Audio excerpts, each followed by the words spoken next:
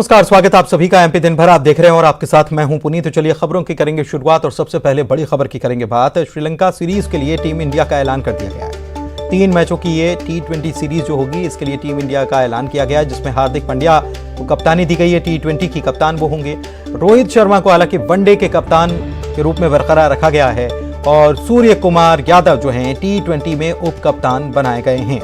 T20 में रोहित, विराट और KL Rahul को आराम दिया गया है। T20 की टीम में ईशान किशन, ऋतुराज गायकवाड़, शुभमन गिल, दीपक हुडा, राहुल त्रिपाठी, संजू सैमसन भी टीम में शामिल किए गए हैं। साथ ही वॉशिंगटन सुंदर, चहल, अक्षर पटेल, अर्शदीप सिंह भी शामिल हैं। वहीं उमरान मलिक, शिवम मावी और मुकेश कुमार को भी मौका दिया गया है।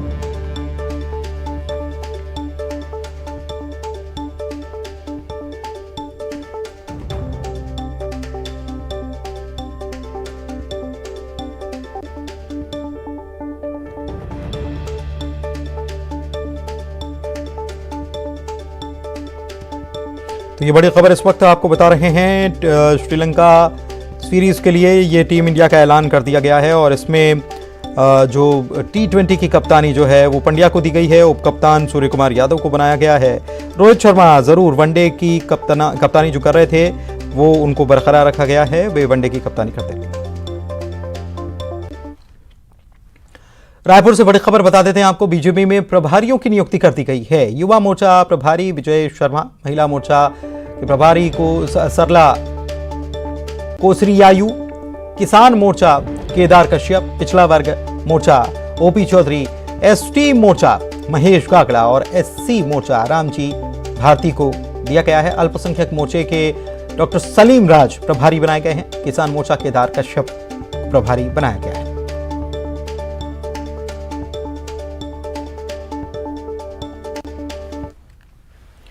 और अब बात उस बयान की जिसको सुनकर हर कोई हैरत में है कि उमा भारती ये क्या बोल गई हैं। जी हां, पूर्व सीएम उमा भारती ने एक बयान दिया और ये सवाल राजनीतिक गलियारों में तेज हो गया कि उमा भारती आखिर कहना क्या चाह रही हैं या फिर क्या चाह रही हैं। उमा भारती ने बयान दिया है और कहा है कि मैं बीजेपी की नेता हूं, लेकिन लोधी समाज स्वतंत्र है। मैं आपको नहीं कहती कि बीजेपी को ही वोट दो, आप अपना मान सम्मान हित देखकर वोट करें। मैं तो बीजेपी की निष्ठावान कार्यकर्ता हूं। मैं अपनी पार्टी के मंच पर आऊंगी, वोट मांगूंगी। मैं सबसे कहती हूं कि आप बीजेपी को वोट दो, लेकिन ये नहीं कहती कि लोधी हो तो बीजेपी को वोट दो। उमा भारती ने ये सारी बातें कही हैं और ये भी कहा है कि अगर आप पार्टी के कार्यकर्ता और वोटर नहीं हैं, लेकिन आप अपना हित देखकर वोट करिएगा, तो ये मानकर चलिए कि मैं प्यार के बंधन में हम बंधे हुए हैं, लेकिन राजनीति के बंधन से आप पूरी तरह से आजाद हैं। उमा भारती ये सारी बातें कह रही हैं। 25 दिसंबर के लोधी समाज के कार्यक्रम में का ये वीडियो बताया जा रहा है और सोशल मीडिया पर ये जमकर वायरल हो रहा है इस सवाल के साथ कि उमा भारती कहना क्या चाहती हैं या उमा भारती क्या चाहती हैं। सुनिए जरा क्या कहा। पार्टी के कार्यकर्ता अगर नहीं है और अगर आप पार्टी के, मैं लोगों का वोट मांगूंगी। मैं वोट में कभी नहीं कहती हूँ कि लोधी हो तुम भाजपा को वोट करो, नहीं, मैं तो सबको कहती हूँ, तो मैं सबको कहती हूँ कि आप भाजपा को वोट करो, क्योंकि मैं तो अपनी पार्टी की निष्ठावान सिपाही हूँ। लेकिन मैं आपसे थोड़ी अपेक्षा करूंगी कि आप पार्टी के निष्ठावान सिपाही होंगे, नहीं, आपको अपने आसपास के हित देखना है, क्योंकि आप पार्टी के कार्यकर्ता अगर नहीं है और अगर आप पार्टी के वोटर नहीं है तो आपको सारी चीजों को देख करके ही अपने बारे में फैसला करना है। रतलाम में मंत्री ओपीएस भदौरिया ने बड़ा बयान दिया और कहा कि वो तो अभी नौजवान हैं। ओपीएस भदौरिया कह रहे हैं कि वो नौजवान हैं, 2 चुनाव और लड़ सकते हैं। दरअसल सवाल उनसे किया गया था कि गुजरात मॉडल अगर अपनाया गया तो बहुत सारे लोगों के टिकट कट जाएंगे, क्योंकि गुजरात में भी यही हुआ। कई सारे विधायकों के टिकट काट दिए गए, बहुत बड़ा बदलाव हुआ और अगर ये मॉडल अपनाया गया तो क्या उनका टिकट कट सकता है। तो जब उनसे इस प्रकार के मीडिया कर्मियों के कुछ सवाल थे तो उन्होंने बयान दिया कि पार्टी ने कुछ तय अभी किया नहीं है, पार्टी का फोकस मतदान केंद्र तक पार्टी को मजबूत करना है। और नौजवान बता रहे हैं अपने आप को भदौरिया साहब। मैं अभी वृद्धावस्था की सीमा में नहीं गया हूँ, मैं अभी नौजवान हूँ और अभी 2 चुनाव में और लड़ सकता हूँ उम्र की सीमा में। ये क्राइटेरिया तय करती है, ये पार्टी का विचार है।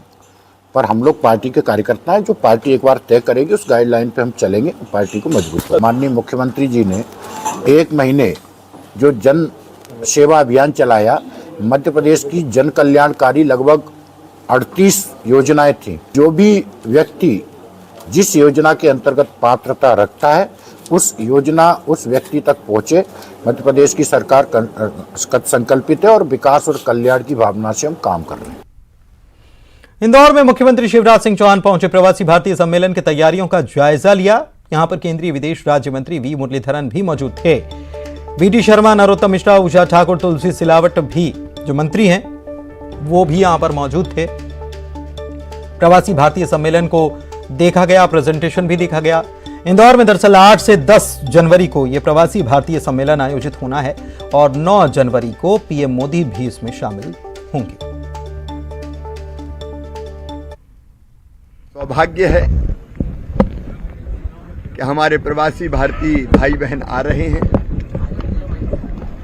प्रधानमंत्री जी पधारेंगे, वो कार्यक्रम का उद्घाटन करेंगे, राष्ट्रपति जी समापन करेंगे। हमारे विदेश मंत्री श्री जयशंकर जी, मुरलीधरन जी सहित अनेकों हमारे केंद्रीय मंत्रीगण भी पधारेंगे। हमने अलग अलग जो सेक्टोरियल प्रेजेंटेशन रखे हैं उनमें मध्य प्रदेश के मंत्री भी रहेंगे जहां जहां आवश्यक है। पूरी व्यवस्थाएं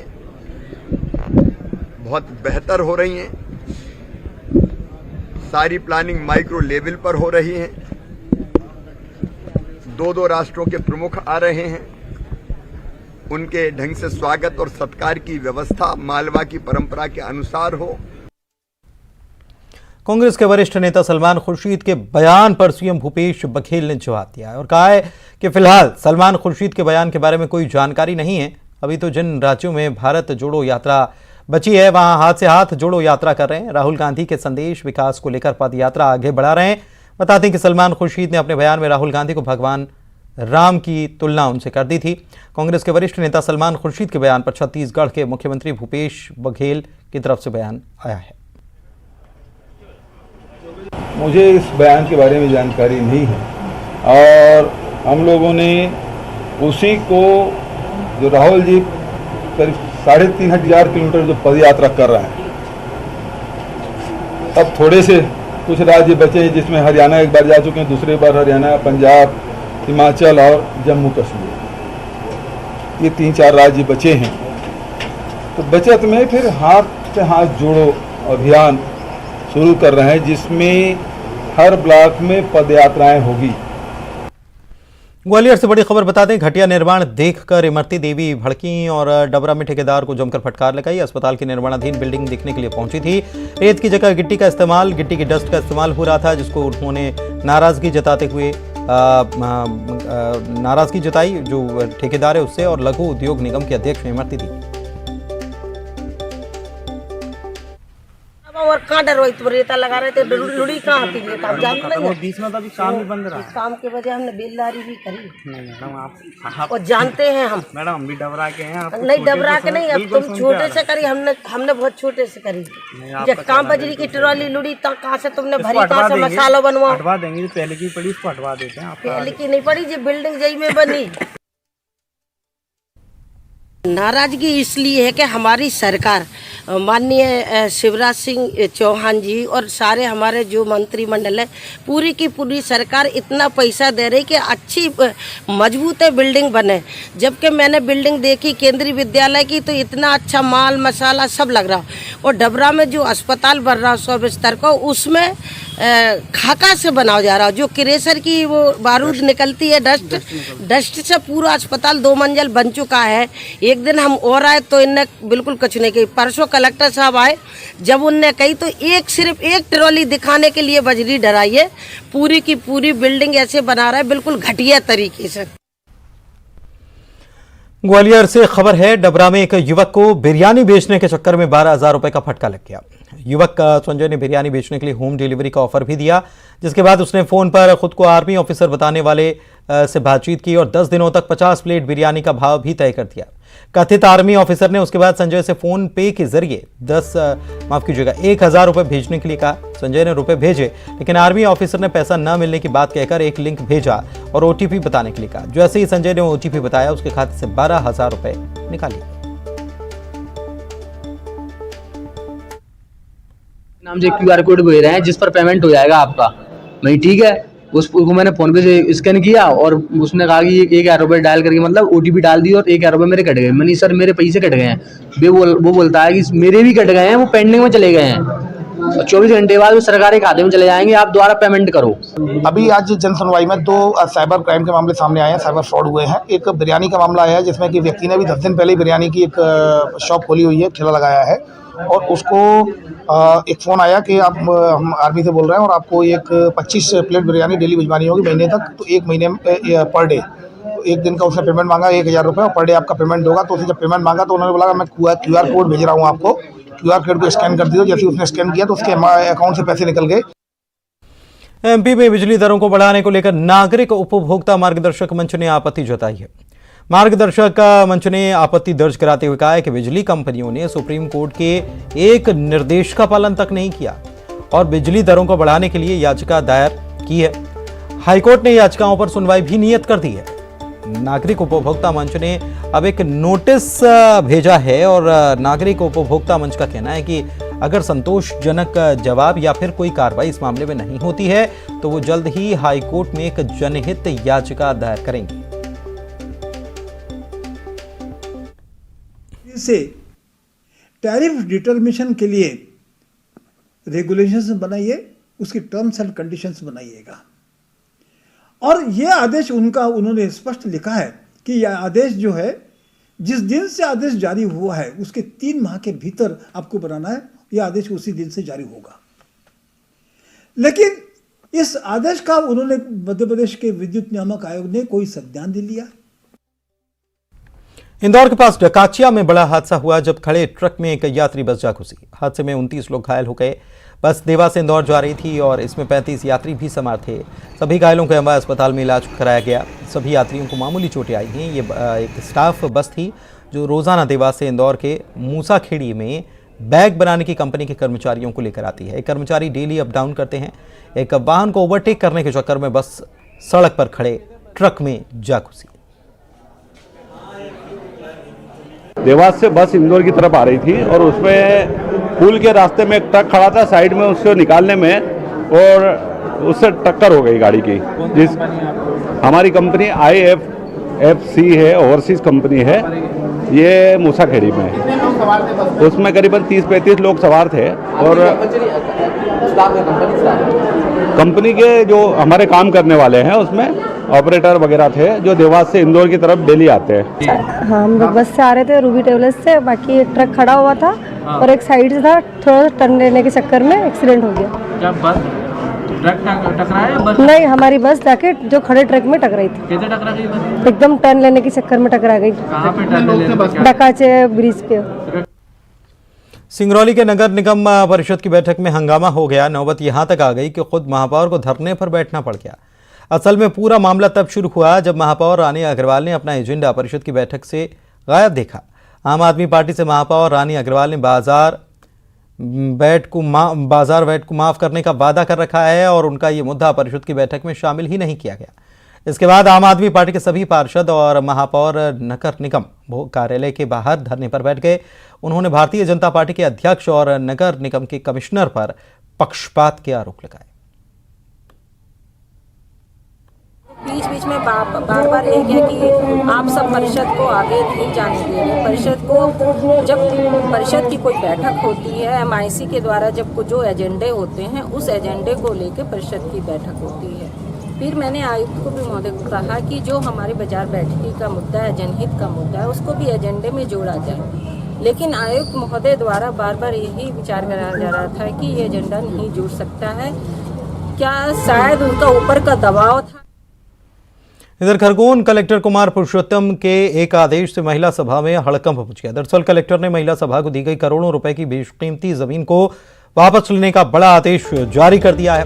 महिला सभा संस्था पर आरोप है कि जिस उद्देश्य से जमीन को लीज पर दिया गया था उस उद्देश्य को पूरा न करते हुए यहां पर दुकानें बना दी गई और उनसे किराया वसूला जा रहा था। इसकी शिकायत के बाद कलेक्टर ने जमीन पर निर्मित परिसंपत्तियों को 3 दिन में हटाने के निर्देश दे दिए हैं।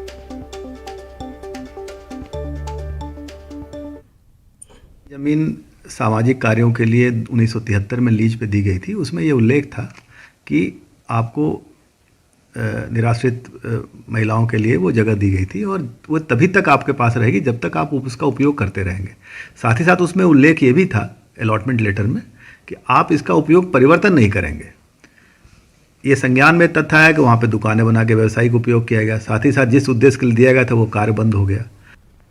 उधर पन्ना में संविदा स्वास्थ्य कर्मचारियों ने अपनी हड़ताल के 13वें दिन जिला चिकित्सालय परिसर से पूरे नगर निगम में पोस्टमार्टम हाउस से संविदा नीति की शव यात्रा निकाली और कलेक्ट्रेट के गेट पर संविदा नीति का अंतिम संस्कार भी किया। इस दौरान संविदा स्वास्थ्य कर्मचारियों ने संविदा नीति और प्रदेश सरकार के खिलाफ नारेबाजी की। उनका कहना है कि उनकी केवल 2 मांग है, नियमितीकरण और निष्कासित कर्मचारियों को बहाल करना। इसके पूरे न होने तक हड़ताल जारी रही।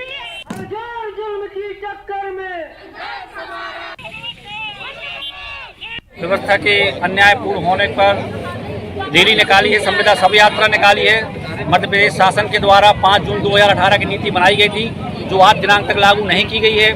बहुत ही हम लोग अपने आप को ठगा हुआ महसूस कर रहे हैं। आज हम लोगों ने CMHO ऑफिस के पास शिव मंदिर है वहाँ से ये रैली निकाली है और ये रैली हमारी नगर में होते हुए कलेक्ट्रेट भवन तक पहुँची है और कलेक्ट्रेट भवन में इसका अंतिम संस्कार किया गया है। ये इन्होंने अपने 5 सूत्री मांगों को लेकर जो है ये ज्ञापन दिए हैं और उनके द्वारा जो प्रस्तुत ज्ञापन है शासन की ओर जो है ना इसमें कार्रवाई के लिए जो है ना भेजा जाएगा। बुरहानपुर में भी संविदा स्वास्थ्य कर्मचारियों की हड़ताल के 13वें दिन यहां पर कर्मचारियों ने PPE किट पहनकर प्रदर्शन किया और कहा कि कोरोना की 3 लहरों में हमने इस किट को पहनकर अपनी जान की बाजी लगाकर लोगों की सेवा की। अब जबकि कोरोना की 4थी लहर की आशंका जताई जा रही है, ऐसे में हम सरकार से मांग कर रहे हैं कि हमारी मांग को पूरा करें। हम उसी मुस्तैदी के साथ कोरोना के खिलाफ जंग में सरकार के साथ खड़े होकर जनता की सेवा को तैयार हैं।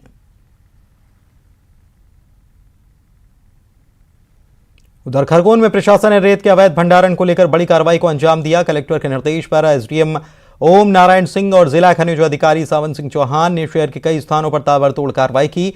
5 स्थानों पर 9 अवैध रेत के स्टॉक पर कार्रवाई की गई। अवैध रूप से किए गए स्टॉक को जब्त कर PWD के सर्किट हाउस परिसर में ले जाया गया। इसमें बहुत सजग है। इसके बाद भी इस तरह की घटनाएं संज्ञान में आती हैं तो सख्त कार्रवाई होती है। अब हमने निर्णय लिया है कि अब प्रकरणों में 100% हम राजसात की कार्रवाई करेंगे, क्योंकि एक्ट में प्रावधान है कि पहले कंपाउंडिंग किया जाए, उसका राजसात करने की कार्रवाई की जाए। तो ऐसे लोग जो दोबारा ये काम करते हैं वहाँ राजसात की कार्रवाई होगी, फोरफिट होगी उनकी गाड़ियाँ।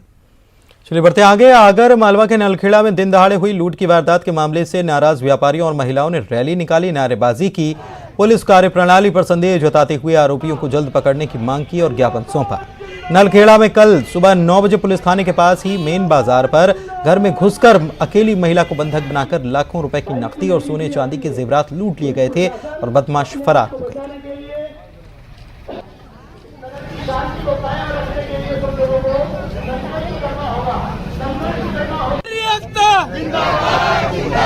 नारी शक्ति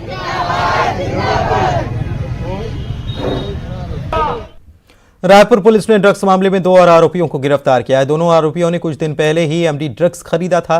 इनके पास से लगभग 1 ग्राम MD ड्रग भी जब्त किया गया। आरोपी मनोज शुक्ला और नरेंद्र सिंह ठाकुर बेमित्रा के रहने वाले हैं। इन्होंने पिछले दिनों पकड़ाए आरोपियों से ड्रग्स खरीदा था। मुख्य आरोपी ने MD ड्रग को गोवा और मुंबई से मंगवाया था, जिसके बाद वो उसे लोकल एरिया में खपाया करते थे।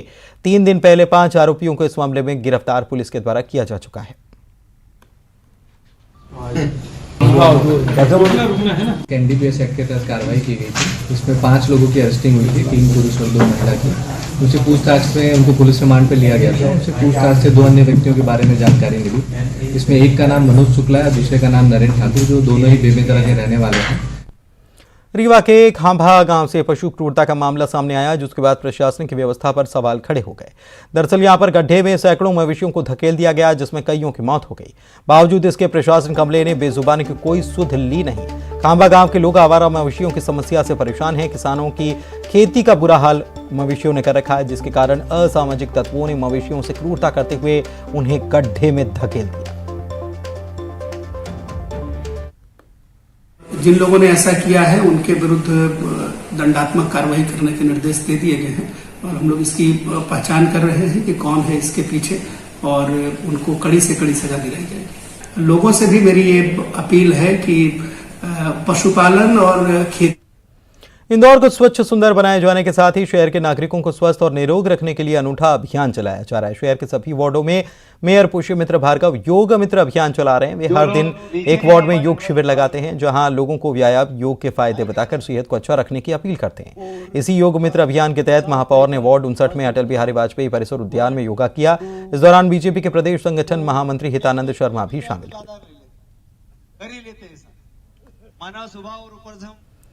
देश की रक्षा करने वाले वीर जवानों के शहीद होने पर उनकी विधवा वीरांगनाओं के जीवन में शहीद समरसता मिशन एक रोशनी बनकर उभरा है। पहले शहीद मोहनलाल सुनेर की पत्नी राजूबाई को इस संस्था के युवाओं ने घर बनाकर दिया था और उनको हथेलियों पर चलाकर गृह प्रवेश करवाया था। तो पीथमपुर में शहीदों के सम्मान कार्यक्रम में वीरांगना राजूबाई सुनेर और वीरांगना प्रतिभा यादव के गंगाजल से पैर धोकर उनका सम्मान किया गया। इस दौरान पूरा परिसर भारत माता की जय और वंदे मातरम के नारों से गूंज उठा।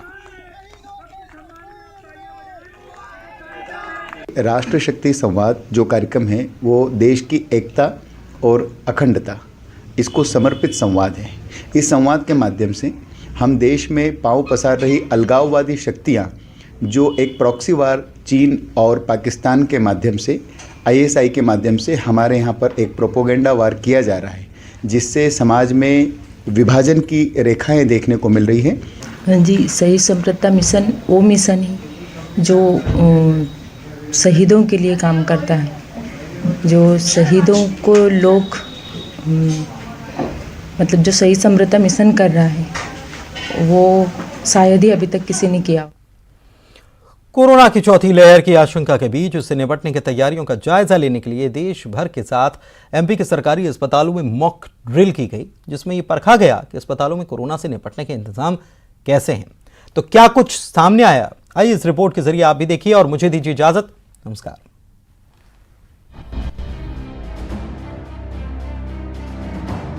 कोरोना की नई लहर के खतरे को देखते हुए राजधानी भोपाल के सरकारी अस्पतालों में मॉक ड्रिल हुई। हमीदी अस्पताल में व्यवस्थाओं को सुनिश्चित करने के लिए मॉक ड्रिल किया गया। चिकित्सा शिक्षा मंत्री विश्वास सारंग ने ऑक्सीजन प्लांट और बाकी व्यवस्थाओं का निरीक्षण किया। मंत्री विश्वास सारंग ने दावा किया कि MP सरकार के पास कोविड से लड़ाई के लिए संपूर्ण व्यवस्था है। चाहे ऑक्सीजन प्लांट हो या बेड, सभी की तैयारी पूरी है। केंद्र सरकार की गाइडलाइन का अच्छे से पालन किया जाएगा। देखिए, सभी व्यवस्थाएं चुस्त दुरुस्त हैं। ऑक्सीजन जनरेशन, ऑक्सीजन स्टोरेज से लेकर ICU बिस्तर, पीकू, दवाइयों का प्रोक्योरमेंट, सबकी व्यवस्था हमने चुस्त दुरुस्त की हुई है और मॉक ड्रिल में कहीं कोई कमी है तो उसको भी ठीक किया जा रहा है। लगातार लोगों को, क्योंकि मैं अपील करूंगा कि हमें जरूर बूस्टर डोज लगवाना चाहिए, क्योंकि ये बहुत ज़रूरी है। वैक्सीन ही हमारी कोरोना की लड़ाई का एक बड़ा अस्त्र है। तो सभी को अपील है कि बूस्टर डोज लगाएं। हमारी संपूर्ण व्यवस्था है बूस्टर डोज। वहीं जबलपुर में कोरोना से निपटने के लिए मॉक ड्रिल हुआ। मुख्य चिकित्सा और स्वास्थ्य अधिकारी डॉक्टर संजय मिश्रा ने अपनी पूरी टीम के साथ विक्टोरिया अस्पताल में बनाए गए ऑक्सीजन प्लांट का निरीक्षण किया। देखिए, मॉक ड्रिल जैसे भारत शासन के निर्देश थे कि 27 तारीख को एक मॉक ड्रिल करनी है, जिससे हम ये समझ पाएंगे कि हमारी तैयारी में कहीं कोई कमी तो नहीं है। हम लोग ऑक्सीजन प्लांट में हैं। जिला अस्पताल में 3 ऑक्सीजन प्लांट ऑलरेडी काम कर रहे हैं। ग्वालियर में भी सरकारी अस्पतालों में बेड और डॉक्टर्स के साथ मेडिसिन सुविधा की जांच हुई। जय रोग और सिविल डिस्पेंसरी हजीरा में कोरोना से निपटने के लिए स्वास्थ्य सुविधाओं का निरीक्षण किया गया। वहीं मॉक ड्रिल के दौरान अस्पतालों में कुछ खामियां भी मिली।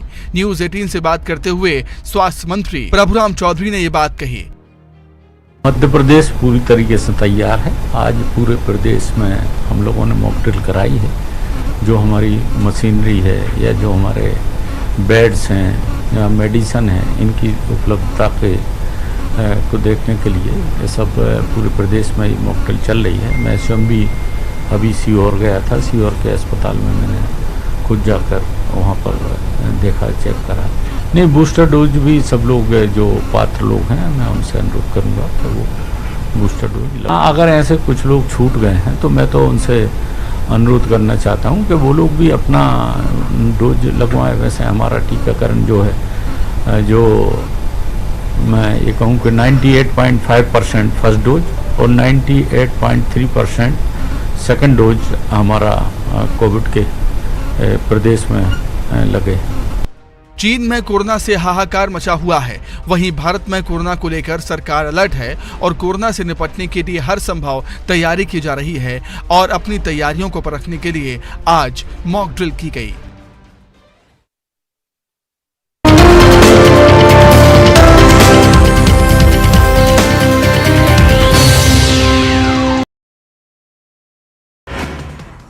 दुर्ग में गुरु घासीदास जयंती कार्यक्रम में शामिल हुए सीएम छत्तीसगढ़